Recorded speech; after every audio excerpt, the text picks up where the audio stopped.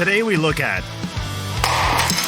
why clothes go rock hard when put in a vacuum pack, and what happens to a person in the same conditions. Put your legs together. Oh God. Aramid fiber is used to make armor, so what can actually damage this super strong material? That's even able to stop a bullet. Masters of yoga. How is it possible for them to walk across broken glass without any fear of pain? I will take a risk and put that to the test. Is it true that chicken eggs can support the weight of an adult? Can a metal spoon dissolve in hot tea? And the world's strongest material, the diamond, broken with a simple hammer. We'll find out why strong materials can be easily destroyed, and those that seem fragile can withstand enormous pressure. All of this coming up in this episode of Experiments.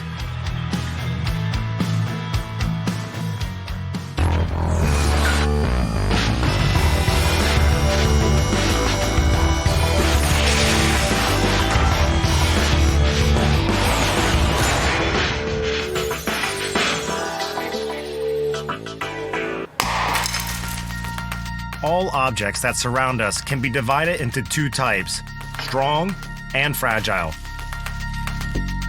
For example, we all know that eggs are fragile and diamonds are incredibly hard. Let's begin our experiments to prove that what we thought we knew may be completely wrong. So Dennis, what do we have on the table? Some strange looking packages, clothes. What's the strongest object you have? The table is pretty strong, of course, but there's one thing you haven't noticed. What's that? It's the atmosphere around us. I always forget about that. Yes, and in our experiment today, the atmosphere will prove to be the strongest thing we have here. The strongest really. Look. What is this? Well, it's a package. Correct. Okay. What is it like? Is it a liquid, solid, soft, or loose? Solid, I think. It is solid. Yes, so strong.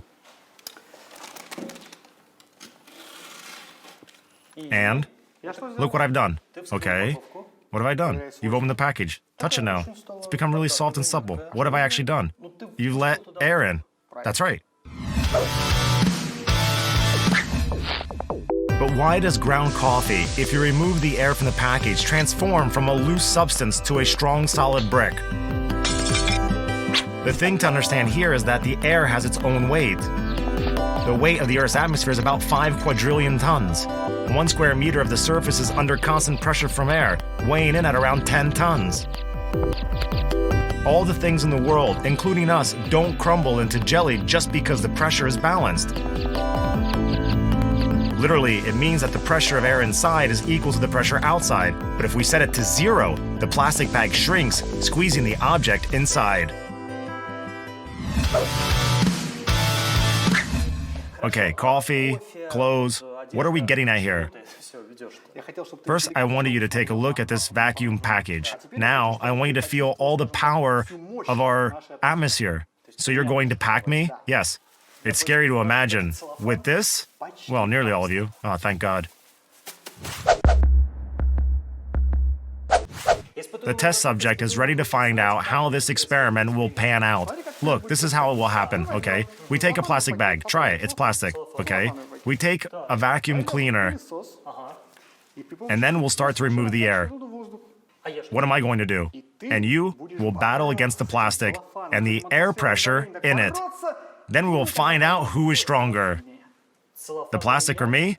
The plastic or you? And air pressure? So, I'm in the process of being packed into this plastic bag. It's sealed up with Scotch tape. We'll leave this one hole for the vacuum cleaner nozzle, which Dennis will use to take out the air. So, ready? I don't know, maybe. Let's go. Let's go. But where are we going? Let's go. Feet together. Oh God. Wow. He is ready. Stop. That's it? No, let's do more. Come on. Come on then. Go on. Now I have some understanding of how those clothes felt in the vacuum pack. It's hard to say how the pressure in the bag decreased in comparison to the atmosphere, but it felt like dozens of kilograms were pushing down on me. Legs together. Okay, legs together. Oh my God. You can scream if you want. No, it's fine. Okay? but I'm so compressed. Let's try more. Try to move your legs. No, I can't. Come on. And do what? Fight. Fight with the bag. Come on, fight.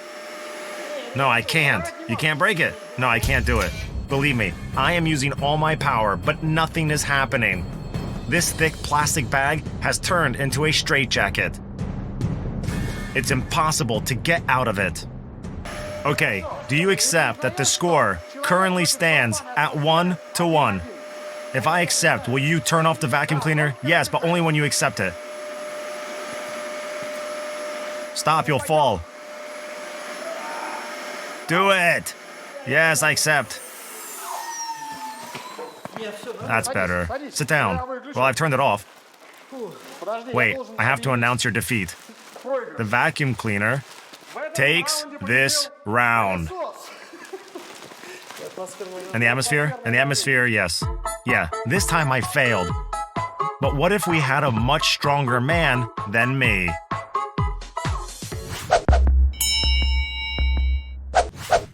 This is Dmitry Yashankin, a sports master and Russian fitness champion.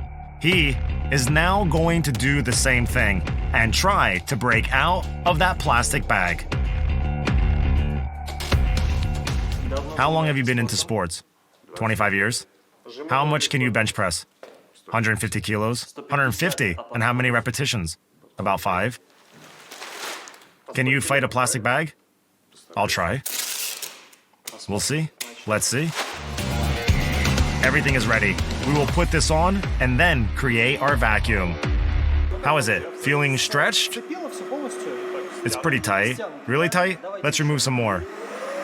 Now get up and try to get yourself free. Yes, come on. More. Come on. That's it. Come on. You bench press 150 kilos. Yes.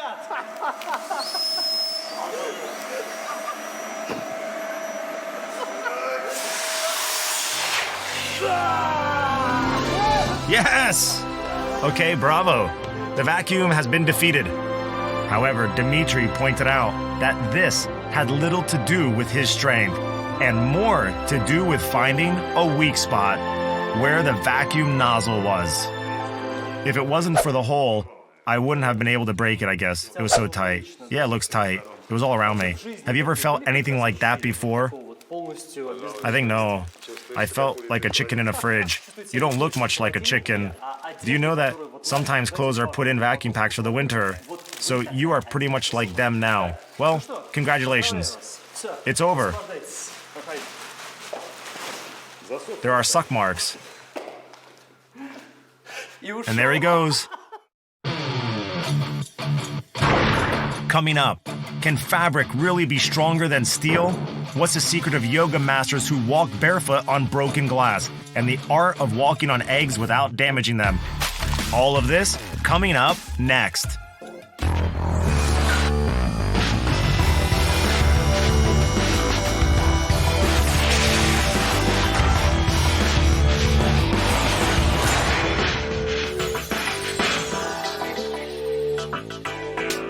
We have already proven that an ordinary plastic bag can be turned into a seriously effective trap just by creating a vacuum inside. But there's another material which looks fragile at first but can become literally indestructible. What do you think is stronger, a wooden deck, a sheet of steel, or a piece of this smooth fabric? Steel, right? Because it's metal. Wood second, and fabric last. But don't jump to conclusions, because this fabric we're going to use for our experiment is far from normal. It is made of aramid fiber. It's a fireproof and super strong synthetic material. But is aramid fiber really stronger than wood and steel? Let's find out. This machine imitates a Makarov pistol. First up, let's shoot the wooden desk.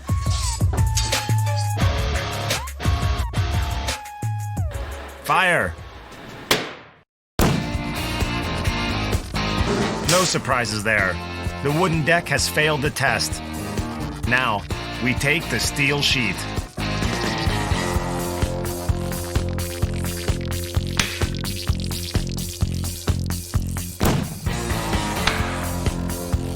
The same result.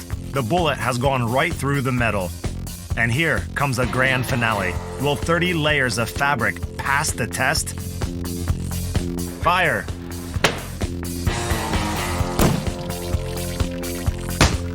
Aramid fiber is the clear winner here. But why is it bulletproof?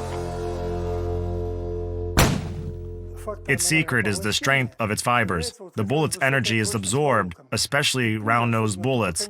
The fibers don't tear because of the fabric's stretchy properties, meaning it just bounces off. Aramid fibers in bulletproof vests work like a trampoline. They reduce the force of the impact and spread it across a larger area. So the more layers of aramid fabric in the vest, the less pressure you feel on your body. The hit will still be painful, but will likely just leave you with some bruising. We're going to try and test samples with a strong steel blade and the help of this machine. As we expected, the wood couldn't stop the blow. Neither could the steel sheet. Now we will try the aramid fiber. The knife damages it too. Why does that happen? Well, that's easy to explain. The sharp blade spreads the fibers and then cuts through them. However, it took 120 joules of energy to break through 30 layers of aramid fabric. Even a well-trained man can only stab with a force of around 50 to 60 joules. It means that theoretically, aramid fiber will give you good protection against cold steel. Let's now take a tool that's not only sharp, but has a smaller diameter. Will that change anything? We're going to use what is known as an awl, an ordinary spike. Plus, no more special equipment, we're doing this one by hand. Surprisingly, the awl went through the aramid fabric without any problem. But why? This time, it's all about shape. The sharp tip and its small diameter simply spread the fibers and go between them. That's why modern bulletproof vests have steel plates between the layers of aramid fabric, making it impenetrable to bullets, knives, and even this spike.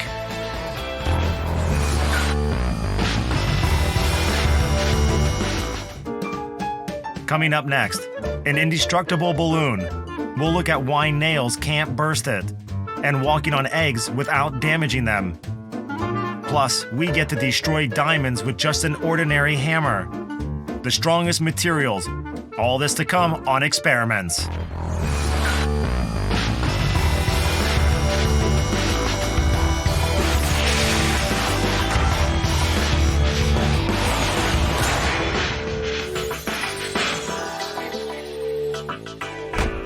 We found out that a small spike called an awl can pierce through the super strong fabric used for a bulletproof vest.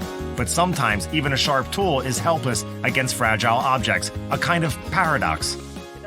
Dennis, we're going to break down why fragile and very hard objects can become the very opposite of what we consider them to be. I've got some glasses ready for this one, because I know you're about to do some smashing. No, there's nothing to be scared of. This is just a balloon. Have a look. Yes, it is a balloon. And this is an ordinary nail. Let me check it. Yes, just a nail, nothing special. What will happen if I poke the balloon with an ordinary nail? An ordinary nail into an ordinary balloon? Well, the balloon will burst. I agree with you. Let's just prove it. Yes, ready? No, no. And now? Okay, do it. Next time, warn me in advance. I'm afraid of loud sounds. Just for you, I will. Look, here's a similar balloon, okay? But I can create the conditions to make this balloon indestructible to sharp objects. I feel like the name of the experiment should be the indestructible balloon. That's fine by me. The indestructible balloon. Dennis has prepared this deck with nails for this experiment. So let's repeat the test, okay? What if I poke a balloon with one nail? It will burst. That's right. What if I poke a balloon with 100 nails? I won't pretend to be smart, but I will say it won't burst. Well, if you are so smart, check for yourself. What should I check? If it bursts or not, put it there. How's that? Stronger. Come on, come on. Ouch, easy, easy. Take a hammer. Okay. Let's do it with a hammer. That's enough. Dennis, I got it. You've made an indestructible balloon. Absolutely. So now to figure out how. So why does the balloon burst when it's touched by just one nail, but not when hit by dozens of the same sharp object? The law of pressure distribution works here. When a nail pushes at one point of a balloon, the pressure level at that spot reaches its apex. The balloon pops. But when there are many sharp objects, the pressure is spread equally across the entire balloon, making it weaker. So, the more nails pressing against the balloon at the same time, the less pressure they put on it. There is not enough force even to pierce such a thin and fragile object.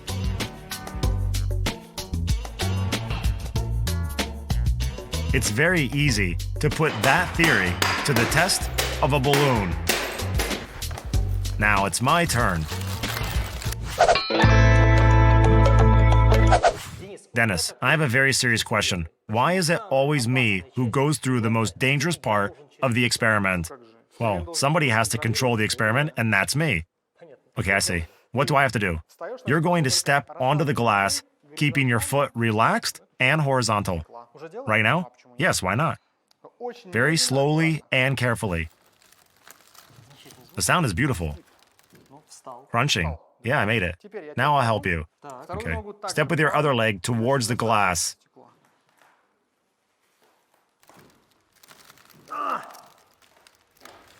Careful. Okay, I did it. Now I have a scientific question for you. Anton, do you feel like a balloon? A balloon? I only have one feeling. I wish to get out of here as soon as possible. Can I? Okay, let's do it. Lean on me again. Okay, now take your foot out. Okay, here it goes. Careful, I'll clean it. Why do we need to do that? There are pieces of glass. You can get hurt. So, the second leg. Glass is falling down. So, gently. Show your foot to the camera. I want to see it too. Oh, everything is fine. Huh, I'm surprised. On the other hand, if you look at glass, it's pretty solid. And the balloon is quite elastic. Does this law of pressure distribution work with really fragile things?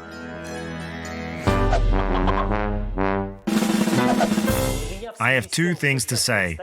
First, I like your shoes. The second, I'm happy that I'm now controlling this and not taking part in it. Okay, so now I'm doing the taking part. So what? So the balloon versus nails, me versus broken glass. Why now eggs? The same physical principle applies like it did with the glass and nails. Okay, lean on my hands, come on. Okay, let's go. Okay, let's go. I can stand by myself. Believe it or not, the eggs can support my colleague who weighs 70 kilograms. How is this possible? It's pressure distribution again. The weight of Dennis was spread evenly onto the eggs on all 20, so only 3.75 kilograms on each egg.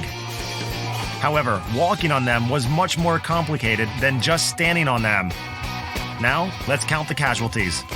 1, 2, 3, 4, 5, 6. 6 eggs are damaged. Out of 38. Yes, 6 eggs from 38. You know, that number could have been very different. It's a lottery.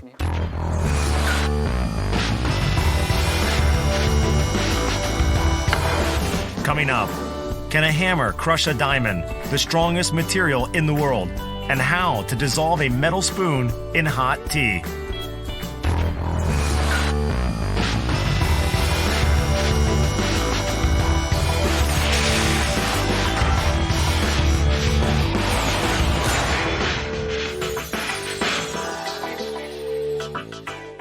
A diamond. This is the hardest natural substance.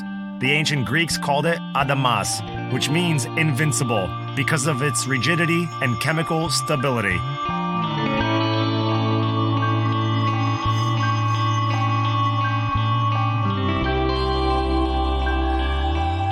How would you explain a diamond's phenomenal hardness? This material is formed inside volcanoes at a depth of 160 to 480 kilometers. To form the stone, it needs a combination of ultra-high temperature and pressure. The base of the diamond is pure carbon. It's funny that graphite, which is used in pencils, is one of the softest materials on Earth, but is in fact carbon in its purest form. And graphite is only 1.5 on the Mohs scale of hardness.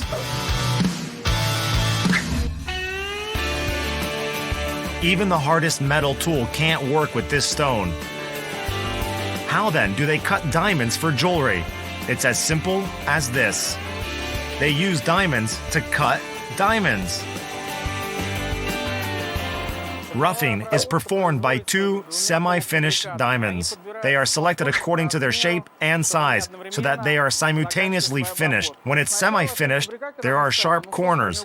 Gradually, angles get worn and a so-called string course appears. Due to this dust which is formed here, we make a stone with another stone. Stones are cut using metal discs with a diamond coating. This process can take days or even weeks. But if this stone has all these characteristics, how can a steel hammer break the diamond? And what is more, turn it to dust. The hammer breaks the diamond like a piece of glass. But why does this happen? It's a paradox, but diamond's weakness lies precisely in its phenomenal hardness. Fragility is the reverse side of rigidity. If the object is soft, for example, a punching bag, the impact energy simply turns into heat. And if the material is solid, there is only one way to get rid of that energy, to turn it into cracks. Due to the incredible hardness of diamonds, it breaks at a speed of 8 kilometers per second.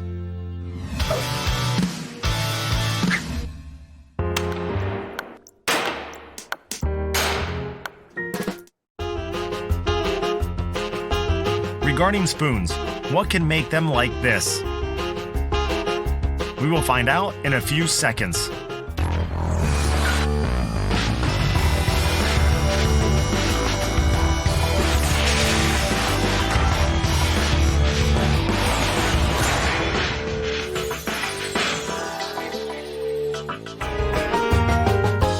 The last experiment in our program for today, and probably the most unusual.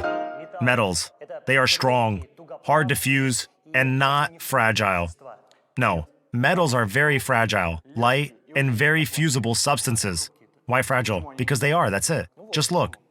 Here is a steel spoon. And now, with some effort, now you'll see how strong TV presenter can be. Well, that's difficult, but I've bent a thin steel spoon. Okay, the spoon. You hear the sound? A piece of cake. And? 1, 2, 3, 4. And it's broken. So today we're going to talk about fragile metals. Yes, today is about fragile metals. The spoon which Dennis broke so easily is made of gallium. This metal is not much stronger than glass. Gallium is not only fragile, but also easy to fuse. It turns a liquid at temperatures even less than 30 degrees Celsius. That means that gallium can literally melt in your hand or by putting it in hot water for a short time. Molten gallium is quite similar to mercury, both in appearance and properties. But unlike mercury, gallium is non-toxic. Once it was even used for dental fillings. These very unusual qualities of gallium are related to the unique structure of its crystal lattice. Other metals consist of separate atoms, but gallium has diatomic molecules, which means their bond is very weak. That is why gallium turns from a solid to a liquid so quickly. Of course, gallium is wonderfully suitable for jokes. Anton, give me some sugar, please. Sugar, of course. 1. No, just a little bit. What? You have to be careful with the things you use to stir your drinks. Here, take a normal spoon. Thank you. What happened? Now it's important. You shouldn't drink this. Take some lemon. Come on.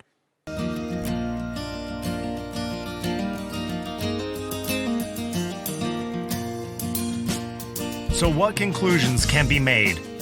Probably that there are no perfectly durable and reliable materials as well as fragile. But this imperfection creates so many opportunities for experiments. Now we're closer than ever. Boom, that's how it's done. Well, that's all. See you next time.